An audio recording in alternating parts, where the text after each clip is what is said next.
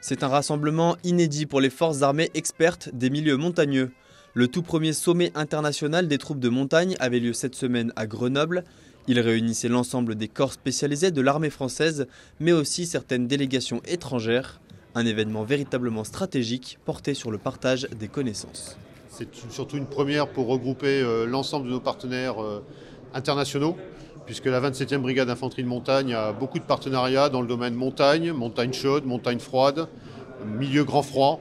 Et nous avons eu l'intuition il y a un peu plus d'un an de nous regrouper avec un prestataire, COGES et Alpexpo, pour organiser ce premier sommet. Dans un contexte international en mutation, les enjeux géopolitiques en zone montagneuse sont devenus cruciaux, mais aussi dans certaines zones extrêmes dans le Grand Nord où de nouvelles routes pourraient s'ouvrir dans le futur. Les défis qui attendent les forces armées expertes sont nombreux, d'où le besoin d'une coopération internationale sur le sujet.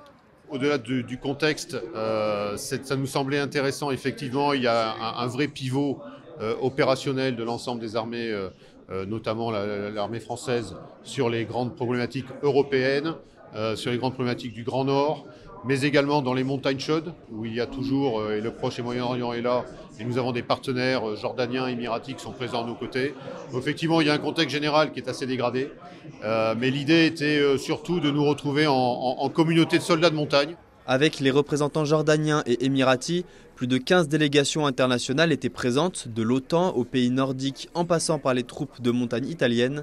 Ils venaient apporter leur savoir-faire spécifique à chaque pays. Je pense que c'est vraiment important. Certains de nos meilleurs enseignements sont tirés de nos alliés et de nos partenaires, parce que les problèmes sont un peu différents et que nous adoptons des solutions légèrement différentes. En fait, certains des meilleurs événements sont ceux qui nous permettent de nous réunir et d'en parler.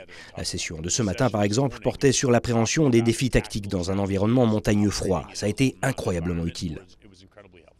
En plus de la présence d'industriels et d'équipementiers, ce sommet était ponctué de conférences et d'ateliers. L'idée étant toujours de préparer les forces armées présentes à relever les défis qui les attendent ces prochaines années dans les milieux hostiles.